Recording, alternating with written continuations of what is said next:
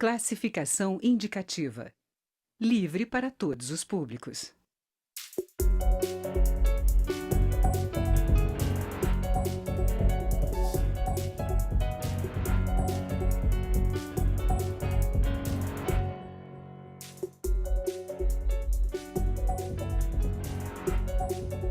Olá, Roraima é a porta de entrada no Brasil para milhares de venezuelanos que fogem da fome e do desemprego. O país já recebeu mais de 30 mil migrantes da Venezuela. Mas como acolher esses refugiados? O país está preparado para receber o fluxo diário de trabalhadores que chegam ao Brasil? Vamos conversar sobre este tema com dois deputados do estado de Roraima, Edio Lopes, do PR, e Irã Gonçalves, do PP. Eu sou Daniela André e este é o Câmara Debate, programa da rádio e da TV Câmara. Deputados, bem-vindo ao Câmara Debate. Vou começar perguntando ao deputado Edio Lopes, qual o panorama hoje no estado de Roraima dessa chegada dos migrantes vindos da Venezuela? É um panorama de extrema preocupação para as autoridades constituídas, tanto a nível de município, principalmente Boa Vista, e pela governadora do estado. Além da sociedade que não está habituada a esse fluxo extraordinário de migração. Para completar, dentre tantos outros problemas que isso acarreta a administração pública, hospitais que não estavam preparados para, de repente, receber um fluxo de novos pacientes da forma como está acontecendo, as escolas, principalmente municipais de ensino fundamental, que de repente chega milhares de crianças que não estavam dentro de uma programação do município. E o município e o estado são obrigados a amparar, ainda que minimamente, essa situação. Esta semana passada foi detectado um surto de popularmente chamada catapora, num acampamento de venezuelanos indígenas. Então, isso traz, além de outras preocupações, uma situação de extrema preocupação. Vale destacar aqui, o governo federal não tem cumprido com a sua missão, porque a questão de migração no Brasil, ela é de competência 100% do governo federal. E, apesar de inúmeras vezes ministros e mais ministros, delegações e mais delegações tenham ido ao Estado, o resultado, na prática, ainda fica muito a desejar e colocando nos ombros da governadora e da prefeita da capital a responsabilidade maior que não são delas. Deputado Irã, o senhor concorda? Está faltando aí dividir melhor a participação do município, Estado, governo federal no acolhimento dos refugiados? Quero fazer uma saudação ao meu colega Edio, querido amigo. Bom, nós estamos vivendo no nosso país uma imigração que tem um caráter muito peculiar, e particularmente lá no nosso estado. A última migração que nós tivemos no país, em massa, foi a migração após o grande terremoto do Haiti. Mas os haitianos, eles não vislumbram uma expectativa de voltar ao país, porque o país é um país que não confere às pessoas expectativa de melhorar de vida. É um país conflagrado, é um país que está sempre em crise. Agora mesmo foi vítima de um outro furacão enorme. E, diferentemente dos venezuelanos, que vislumbram no seu país. A Venezuela é um país rico em recursos naturais, rico em pescado, rico em mineração, e ele está passando por uma crise política que nós, que vivemos lá há muito tempo em Boa Vista, nunca tínhamos vivido. Nós estamos vivendo ali no dia a dia. E o que está acontecendo? Os migrantes, eles estão se concentrando muito em Boa Vista porque eles têm a expectativa de que o governo venezuelano mude e que eles possam voltar ao seu país. Então, diferentemente dos haitianos que vieram para São Paulo, que se espalharam pelo país, nós temos uma concentração de venezuelanos no nosso estado que geram, como o Ed falou, uma demanda muito grande no nível municipal, estadual e dos municípios do interior, inclusive.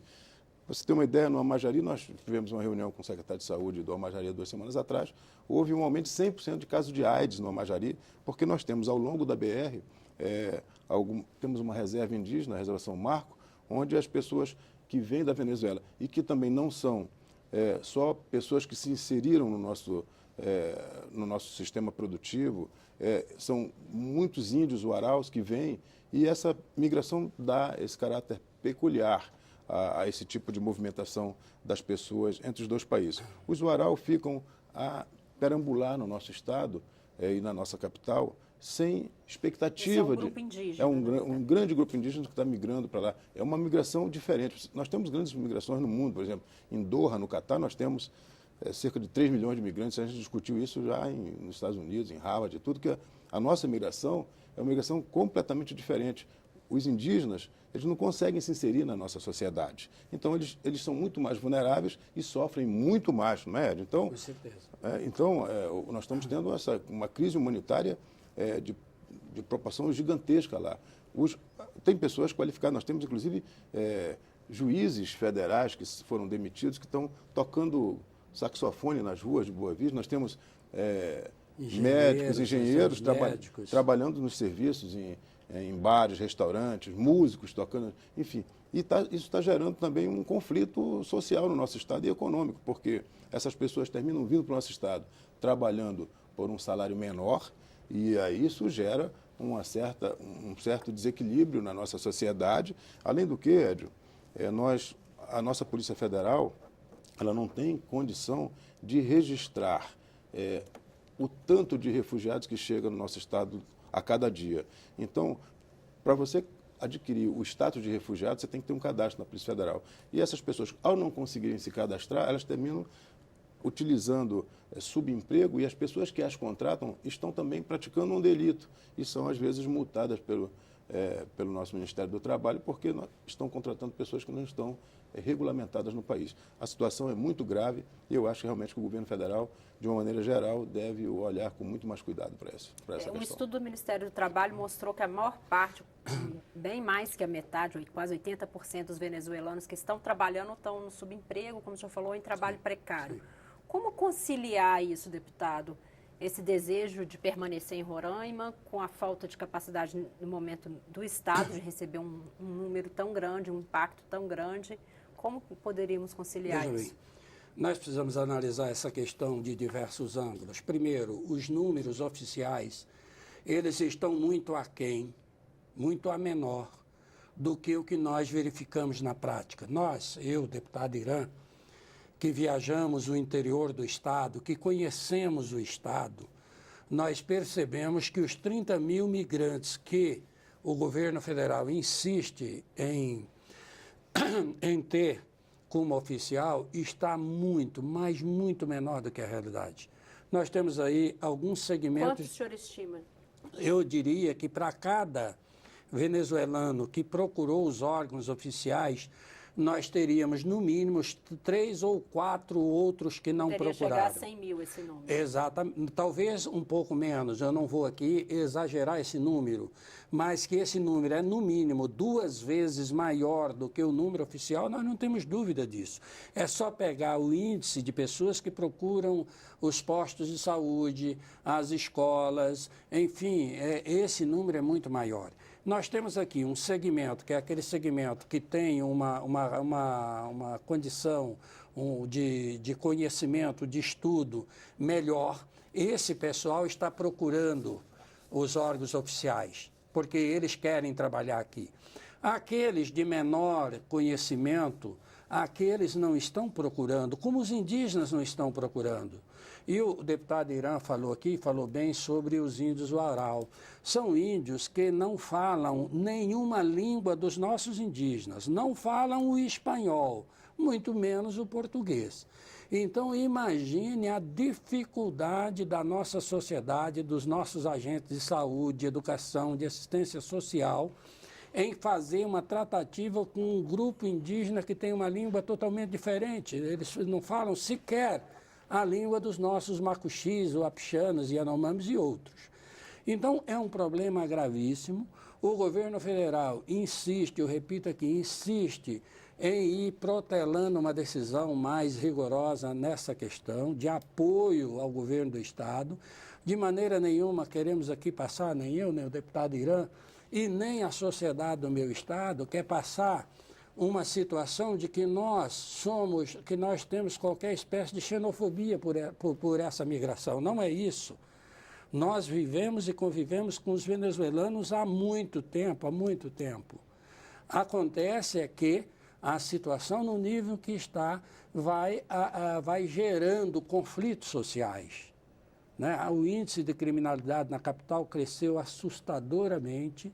O número de venezuelanos que são flagrados em cometimento de delito cresceu de uma forma insuportável. O nível de prostituição na capital chega-se a uma coisa de calamidade pública. A Polícia Federal fez recentemente uma operação, e fez uma operação de manhã, mas à tarde quem foi às ruas do circuito onde aquelas moças ficam, e ficam ali por extrema necessidade. Nós sabemos que aquelas mães, aquelas moças que estão ali se prostituindo, não estão ali porque é a profissão delas, elas estão ali porque precisam levar alguma coisa ao final do dia para seus filhos comerem. Essa é a dura realidade dos venezuelanos no Brasil e que o governo da Venezuela insiste em desconhecer essa situação. O governo de sul da Bolívia esteve recentemente em Boa Vista e a governadora convidou ele para ir a um dos acampamentos de venezuelanos e ele se recusou de uma forma até deselegante, alegando que a Venezuela desconhece, não reconhece que está tendo uma crise e um fluxo migratório para Roraima. Então, essa é a gente vai fazer uma pequena pausa. Câmara Debate recebe hoje os deputados Édio Lopes, do PR, e Irã Gonçalves, do PP, ambos do estado de Roraima. O tema é a chegada de imigrantes venezuelanos ao Brasil. Continue conosco.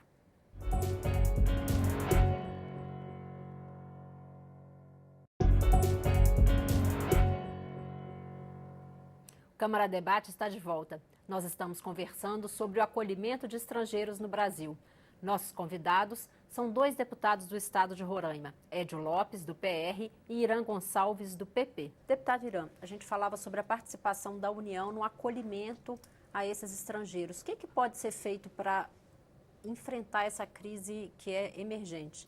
Muito bem, eu sou médico e no final do ano passado começou a me chamar a atenção a questão da imigração.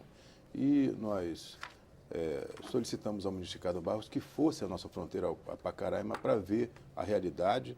E ele foi, aqueceu prontamente o nosso convite, foi a Pacaraima e foi a Boa Vista para visitar um abrigo que, naquela época, já o governo já estava organizando um abrigo, porque a imigração estava sendo muito grande desde aquela época.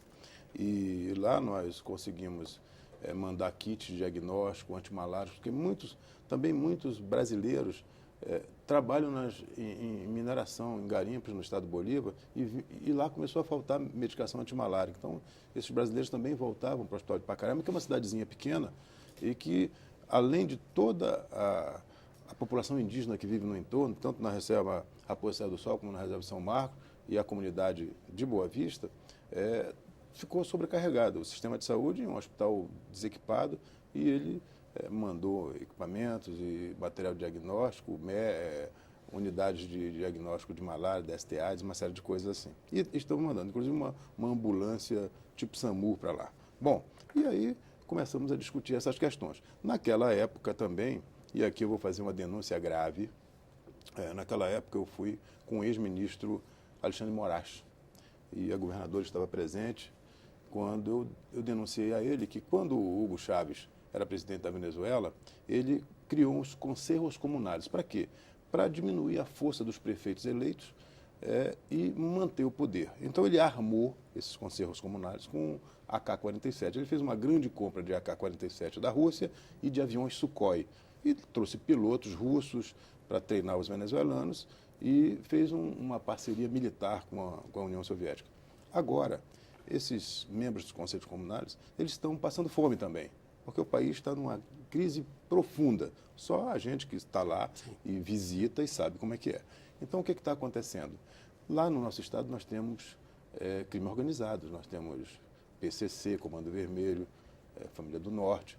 Agora mesmo em abril nós tivemos uma matança de 33 presidiários dentro da nossa penitenciária, que lá cabem 1.400 presos, 700 preventivados que se misturam com os comandos, e aí isso gera também cada vez mais criminalidade.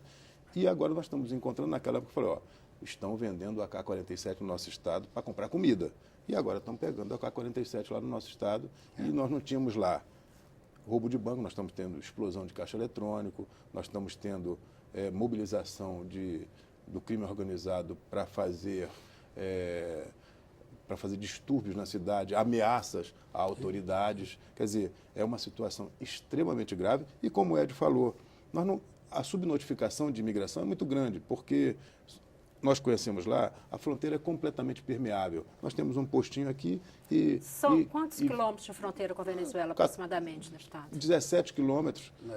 Só com a Venezuela nós temos, se pegar desde lá da fronteira da Colômbia até a fronteira com a Guiana, nós chegamos a quase 2.000 quilômetros de fronteira. Mas ali, porque na parte da Guiana nós temos um rio que divide, que é o rio Tacutu. Quando está cheio ainda quer dizer, é pequeno, mas é uma pequena barreira.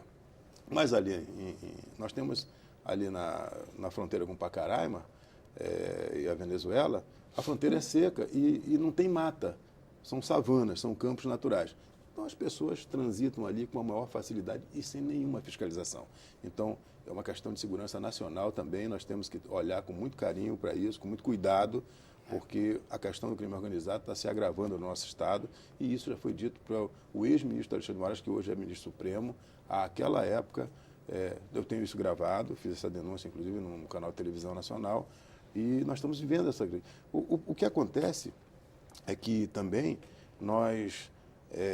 a demanda é tão grande que, às vezes, a gente começa a dar tanta coisa, a gente não é contra, como o Ed falou, ora, nós somos uma raça só, uma crise somos humanos. Social a crise que nós temos e nós temos que ver os nacionais e que precisamos fazer alguma coisa. Nós precisamos ver agora, nós precisamos cuidar dos imigrantes, mas precisamos cuidar dos nacionais que também sofrem, porque a dificuldade de acesso, por exemplo, à saúde, ela também, como nós temos, o nosso SUS é extremamente pretensioso, não é? Nós temos o maior serviço de saúde universal do mundo. O que significa? A partir do momento que um imigrante chega ao país, ele tem o mesmo direito de acesso universal que você tem, que o Edio tem e que eu tenho. E isso gera uma demanda que ninguém está preparado para isso. Então, nós queremos aqui, como ele está chamando a atenção, também chamar a atenção para que as autoridades tenham mais cuidado com essa questão que está acontecendo no nosso Estado. Os senhores acham que é possível haver uma articulação para distribuir esses imigrantes pelo território, oferecer trabalho,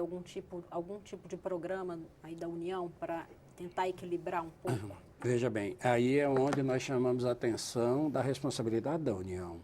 Nenhum governo, nenhum prefeito quer receber um fluxo de imigração da noite para o dia sem ter uma devida infraestrutura.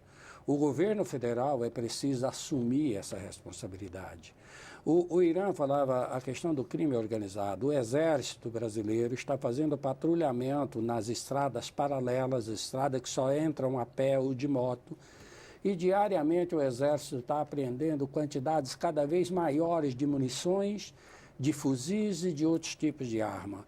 E isso é gravíssimo. O governo federal precisa entender que isso é ele, não é o governo do Estado ou o governo do município que tem que combater sozinho, com as suas poucas forças, esse tipo de delito na nossa fronteira, né?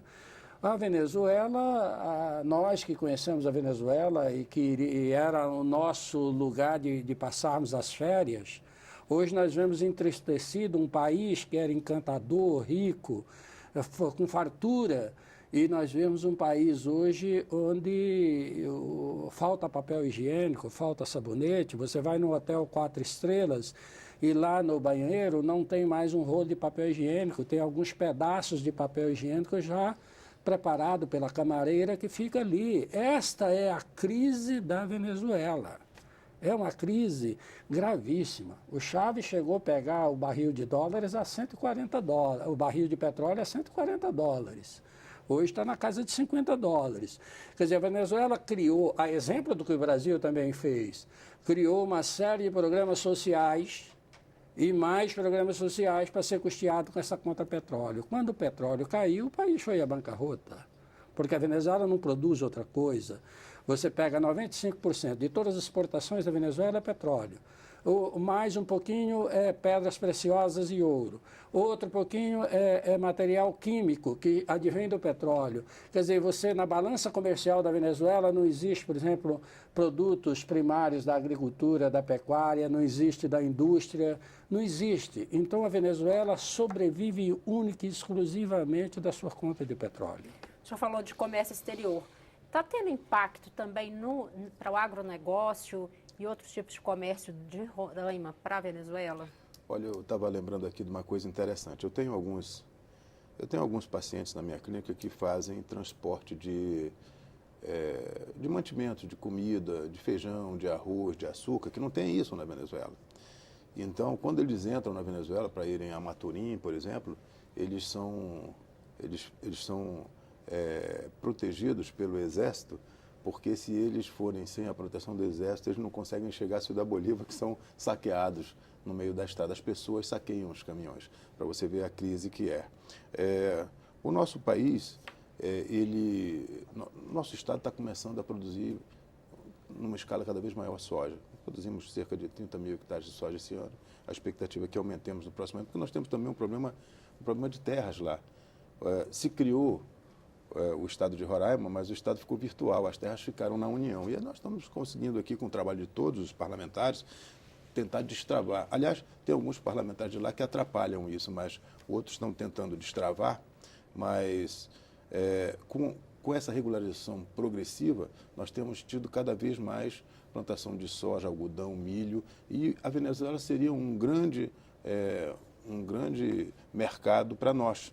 Só que a situação é tão grave na Venezuela, de tanta insegurança, que os empresários do setor agrícola eles preferem exportar a soja para terminar o graneleiro do Grupo Mágico, por exemplo, em Itacoatiara, para fazer uma logística diferente que poderia ser muito facilitada se o país, como a Venezuela, estivesse numa situação normal. Deputados, a gente está chegando ao fim. Eu vou passar a palavra para os senhores para as suas considerações finais. Primeiro, o deputado Edio Lopes. Então, nós diríamos que além da crise social e econômica na Venezuela, a raiz dessa crise ela é política. Não há que se falar na Venezuela em democracia, em respeito a direitos. Não há que se falar isso, muito embora até no Brasil muita gente queira dizer ao contrário. Eu como membro do Parlasul, eu advogo a imediata exclusão da Venezuela daquele organismo. A Venezuela hoje não contribui para a democracia na América do Sul. Deputado Irã. Eu também sou secretário-geral do Parlatino e nós fazemos reuniões, a maioria delas nós fazemos no Panamá, e eu fico muito assustado. Outro dia fizemos em Cuba também. Em Cuba, na TV estatal, a gente passa o dia todo vendo propaganda da Venezuela como se a Venezuela fosse uma maravilha. PT também. Entendeu? Então, consigo entender. Um país que está completamente desindexado do que seja a democracia no mundo. Eu concordo com o Edio, eu acho que a Venezuela, a gente respeitando a soberania dos povos, a gente espera que o povo tenha sabedoria e os políticos também de encontrar um novo caminho, porque esse caminho já se exauriu. E a gente viu aqui no Brasil, eu acho que os partidos da esquerda eles são muito generosos nos programas sociais, mas só que eles não fazem muito bem a conta de onde vem o dinheiro para fazer programas sociais, e isso gera um desequilíbrio econômico nos países muito grande. Eu acho que a Venezuela precisa rapidamente restaurar uma democracia plena para que essas pessoas que estão sofrendo aqui no nosso país, apesar de todo o apoio que a gente tem tentado dar e a solidariedade que temos, como o Ed falou, eles sofrem, principalmente essas populações indígenas que têm tanta dificuldade de se inserir no nosso mercado de trabalho e no nosso cotidiano da nossa vida. Nós esperamos aqui que o povo venezuelano consiga encontrar o caminho de um bem-estar social pleno para que a gente possa mitigar esse sofrimento desses migrantes que nos procuram aqui no nosso país. Deputados, obrigada pela participação. Chegamos ao fim desta edição do Câmara Debate. Eu conversei com 2 deputados do estado de Roraima, porta de entrada de venezuelanos que têm migrado para o Brasil. deputados Édio Lopes, do PR, e Irã Gonçalves, do PP. Eu sou Daniela André e este é um programa da Rádio e da TV Câmara. Obrigada pela sua audiência.